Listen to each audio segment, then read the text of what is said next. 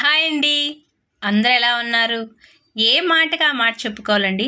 పప్పుచారుకి ఏమున్నా లేకపోయినా ఒక్క ములక్కాడ ఉంటే చాలండి. ఆ పప్పుచారు టేస్టే మారిపోద్దండి. ఈరోజు నేను పెసరపప్పు చారు చేశానండి. అందులో ములక్కాడ, టమాటా, ఉల్లిపాయ తప్ప కొత్తిమీర కూడా వేయలేదు కంగారులో. కానీ వేడి వేడిగా తింటే సూపర్ ఉందండి. ఇంకా ఆ పప్పుచారుకి నంచుగ్గా ఒక 4 మజ్జిగమిరపకాయలు, 4 వడియాలు, ఒక ముక్క ఆవకాయ కలుపుకొని తింటే భలేగా ఉంటుంది. పూర్వం ఆడవాళ్ళకి ఎంత ఓపికండి. ఒక్కొక్క కుటుంబంలో ఎంతమంది ఉండేవారండి. అంతమందికి కూడా అవలీలగా ఉండేవారు. కానీ మనం ఇప్పుడు ఒక నలుగురు మనుషులకు వండాలంటేనే ఎంతో కష్టంగా ఫీల్ అవుతున్నాం.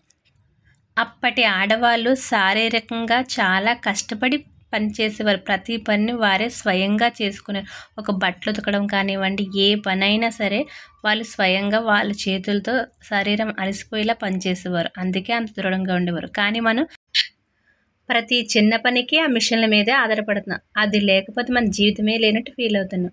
అందుకే అనేక రోగాల బారిన పడుతున్నాం.